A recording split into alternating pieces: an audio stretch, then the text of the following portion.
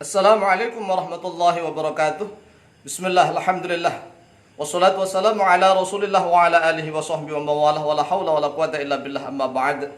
Saudaraku, kaum muslimin wal muslimat yang dimuliakan oleh Allah, melanjutkan kajian kitab usul fikih. Insyaallah akan masuk kepada episode yang ketiga, akan membahas tentang nama-nama kitab dan sekaligus sanad kitab usul fikih dan kitab-kitab fikih dalam mazhab Syafi'i. Yang pertama adalah Kutubul Usulul Fiqhi, Kutubul Usul Fiqhi, kitab-kitab usul fikih. Yang pertama adalah kitab Ar-Risalah lil Imam Asy-Syafi'i. Ar-Risalah ini kitabnya milik Imam Syafi'i, satu jilid ya, satu jilid. Ar-Risalah ini induk kitab usul fikih ya, induk kitab usul fikih. Kemudian yang kedua, ini saya tidak urutkan tahun tetapi jumlah jilid. Al-Mahsul ini ada 6 jilid yang disusun oleh Imam Fakhruddin Ar-Razi ya, yang wafat tahun 604 Hijriah. Al-Mahsul, ingat, Ar-Razi ini adalah mazhab Syafi'i. Ada Al-Mahsul yang disusun oleh Imam Ibnu Arabi Al-Maliki, seorang ulama al-tasawuf tetapi juga menyusun kitab usul fikih, yaitu Ibnu Arabi, tapi mazhab Maliki ya.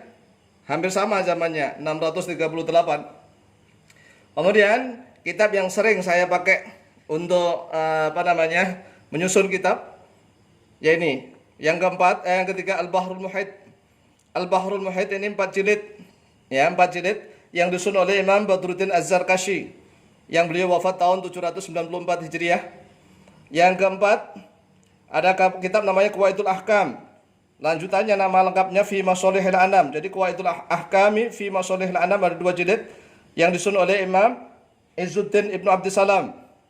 Beliaunya lahir sebelum Imam Syafi'i, Imam Nawawi ya, yaitu 660, wafat 660 Hijriah. Kemudian yang kelima Al-Burhan yang disusun oleh Imam Haramain Al-Juwaini. Ini gurunya Imam Ghazali, ya, Imam Haramain Al-Juwaini.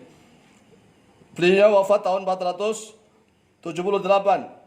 Kemudian ada kitab yang hanya beberapa lembar, disebut kitab Al-Waraqat, hanya beberapa lembar, yang disusun oleh Imam Haramain Al-Juwaini juga.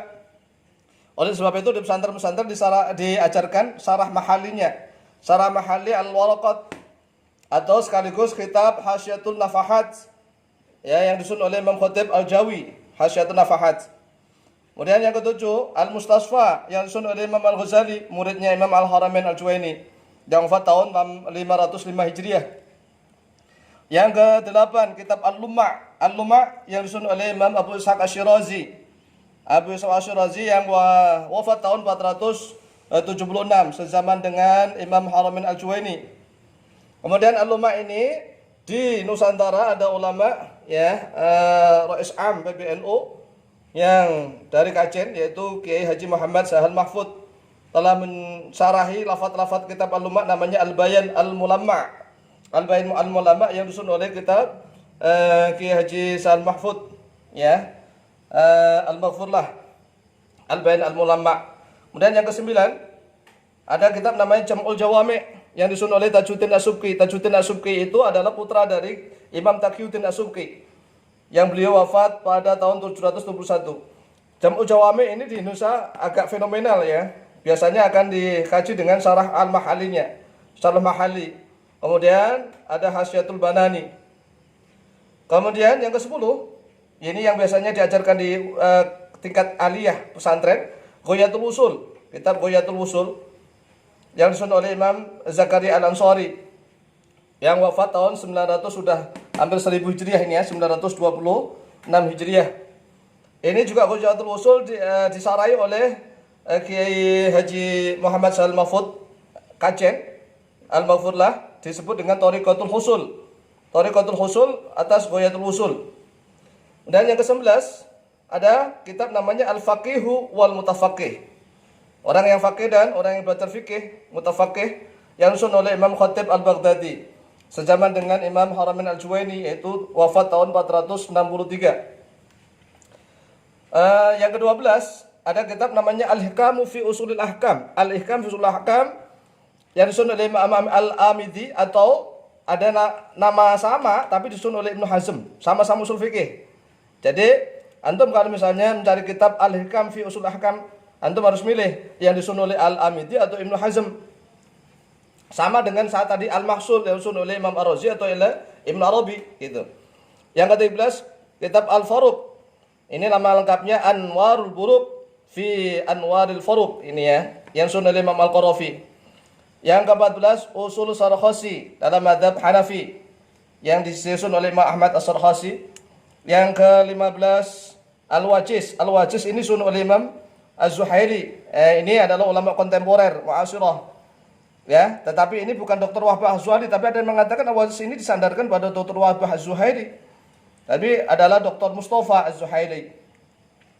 Kemudian untuk kitab Al-Qawaid Al-Fiqhiyah yang sering kita pakai adalah kitab Al-Asbah wan Nadhair. Al-Asbah wan Nadhair ini yang disusun oleh Imam Tajuddin As-Subki, dan juga nama sama yaitu Al-Asbah wan Nadhair juga disusun oleh Imam Jalaluddin Al-Suyuti. Yang sering diketahui oleh para santri Indonesia yang ini yang disusun oleh Jalaluddin As-Suyuti, namanya Asbah wan Nadhair. Jadi jangan bingung ya. Seperti kitab Fathul Bari itu, syarah Sahih Bukhari itu bukan hanya milik Imam Ibnu Hajar Al-Asqalani, tetapi nanti ada lagi.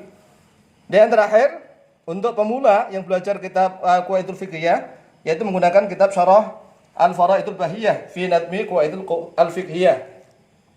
Lanjut, untuk kutub fil fiqh ala madhabil Imam Syafi'i. Kitab-kitab fikih yang diletakkan atas dasar madhabnya Imam Syafi'i. Yang pertama, induknya adalah Al-Um. Seperti kitab Risalah tadi, Al-Um ada yang 8 jilid, ada yang juga 6 jilid saja, ya. Al-Um lil Imam Asy-Syafi'i, wafat tahun 204 Hijriah. Al-Um ini diikhtisar atau diringkas oleh murid-murid beliau. Salah satunya yang pertama adalah Mukhtasar Al-Buwaiti. Mukhtasar Al-Buwaiti, Imam Buwaiti wafat tahun 231 Hijriah. Kemudian Mukhtasar Al-Muzanni. Mukhtasar Al-Muzanni, murid Imam ini dua-duanya murid Imam Syafi'i saat beliaunya ada di Mesir 1 2 3 4 ini ya. Mukhtasar Al-Muzanni yang wafat tahun 264 Hijriah. Yang keempat Mukhtasar Harmalah. Ingat Al-Buwaiti, Al-Muzanni, Harmalah ini wafat tahun 243 Hijriah. Yang kelima riwayat Al-Um, karena apa? Imam Rabi' bin Sulaiman Al-Muradi ini yang meriwayatkan yang kitab ini. Kitab Ar-Risalah. Ini adalah Imam Ar-Rabi' bin Sulaiman Al-Muradi yang paling terakhir wafat, yaitu 270 Hijriah. Kemudian perlu diketahui bahwa Imam Syafi'i saat di Baghdad yang memiliki kaul qadim yang diriwayatkan oleh Imam Ahmad bin Hanbal. Kemudian kaul jadidnya diriwayatkan oleh murid-murid beliau yang ada di Mesir. Kemudian Imam Ahmad bin Hanbal sendiri, yaitu sebagai murid Imam Asy-Syafi'i, adalah gurunya Imam Bukhari dan Imam Muslim. Makanya di sini kita sandarkan sanadnya Al-Kutubus Sittatu, yaitu kitab-kitab hadis yang 6, Imam Bukhari, Muslim, Abu Dawud, Tirmidzi, Nasa'i, Ibnu Majah. Itu kita sandarkan pada Imam Bukhari karena apa? Imam Syafi'i karena apa? Imam Bukhari dan Muslim adalah murid, salah satu muridnya Imam Ahmad bin Hanbal. Kemudian Imam Abu Dawud, Nasa'i, Tirmidzi, Ibnu Majah itu adalah murid-muridnya Imam Muzani dan Imam Ar-Rabi' bin Sulaiman Al-Muradi. Jadi seperti itu. Jadi kalau ada orang mengatakan bahwa mari kita kembali kepada Al-Quran dan Sunnah, jangan menggunakan fikih Syafi'i, salah.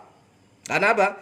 Penyusun kitab-kitab hadis itu, yaitu Imam Bukhari, Muslim, Abu Dawud, Tirmidzi, Nasa'i, Ibnu Majah, itu adalah cucu muridnya Imam Syafi'i. Imam Bukhari sendiri wafat tahun 256 Hijriah. Kemudian di dalam mazhab kita yang ada menjadi pembicara, menjadi seorang hujah, menjadi pengacaranya mazhab Syafi'i, yaitu Imam Baihaqi. Beliau menyusun kitab fikih, tetapi redaksi hadis disebut Sunan Al-Kubra. Sunan Al-Kubra ini berjilid-jilid ya, ada yang mencetak 17, ada yang 18, ada bahkan ada yang 21 jilid, tergantung besar kecil tulisannya ya. Ini Sunan Al-Kubra milik Imam Al-Baihaqi yang wafat tahun 458 sezaman dengan Imam Haramain Al-Juwaini ya. Sama.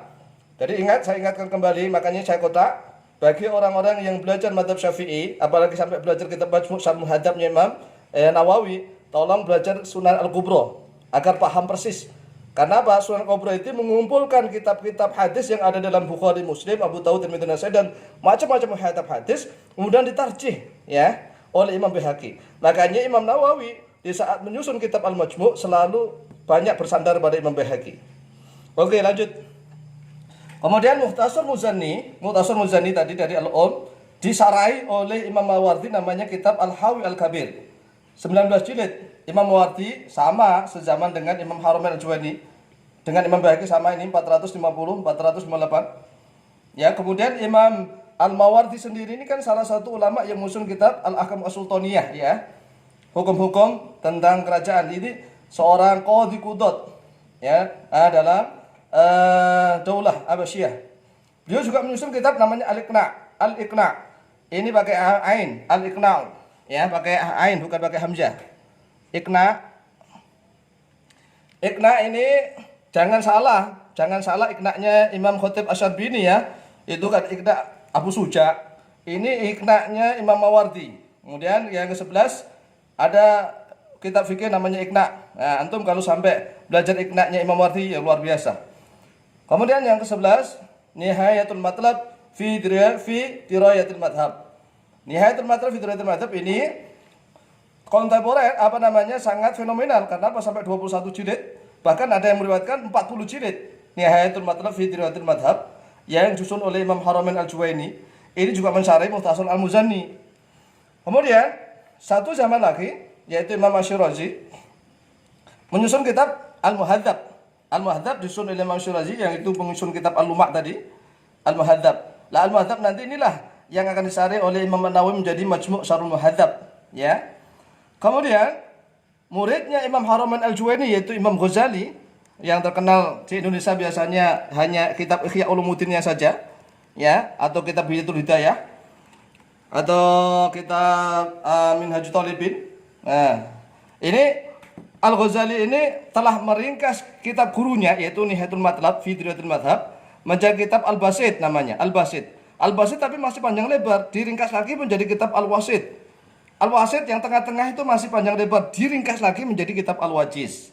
Al-Wajiz diringkas oleh Imam Ghazali. Tiga-tiganya miliknya Imam Ghazali. Tetapi generasi berikutnya yaitu Imam Ar-Rafi'i tahun 623 wafat. Beliau mensarai kitab Al-Wajiz menjadi kitab Fathul Aziz Syarah Al-Wajiz. Disarai kembali, jadi yang awalnya diringkas, diringkas lagi, disarai lagi, gitulah madzhab kita.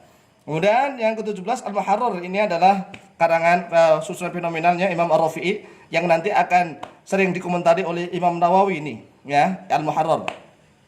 Kemudian yang ke-18 Al-Majmu' Syarhul Muhadzab, ya, syarahnya Muhadzab miliknya Imam Asy-Syirazi yang disarih oleh Imam Nawawi, tapi enggak sempurna, enggak lengkap. Nanti akan dilengkapi oleh Imam Taqiyuddin As-Subki dan Al-Muti'i, ya, lengkapnya. Insyaallah nanti yang sudah belajar kitab Majmu'.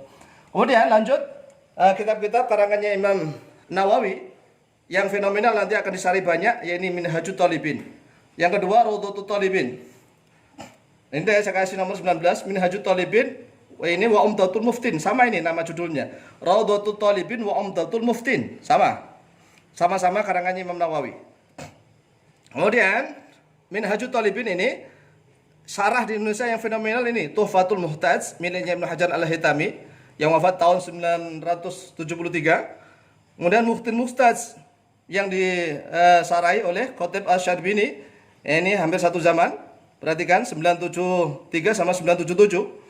Kemudian Nihayatul Muhtaj, ini zamannya agak jauh, sudah 1004 Hijriah, Imam Romli.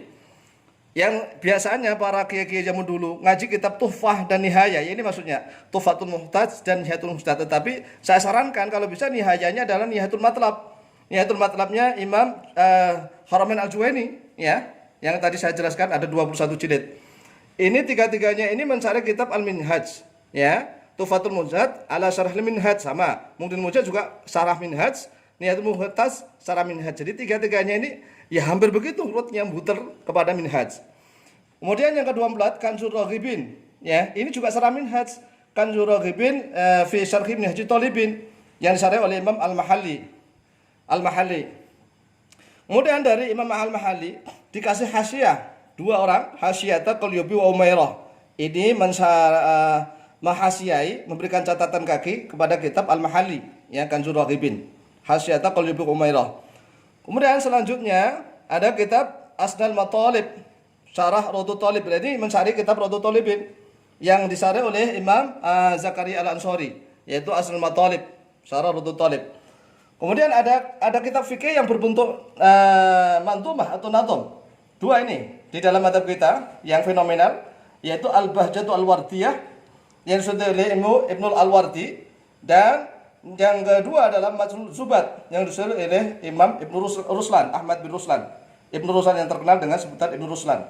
Ini juga nanti akan disarahi lagi, ya. Ini yang berbentuk nazm, syair, dua-duanya ini disarahi oleh banyak ulama. Kemudian yang banyak beredar di Indonesia ini, yang ke-29 yaitu Matut Takrib, Goyah wa Takrib, ya. Matut Goyatul wa Takrib. Ini miliknya Abu Suja. Kemudian nanti matan Goyah wa Takrib akan disarahi di Indonesia. Yang sering dipakai adalah kitab Fathul Qarib. Fathul Qarib di Hasyiah menjadi Hasyiah Bajuri. Ada Matut Takrib juga disari menjadi kitab Yafatul Akhyar dan seterusnya.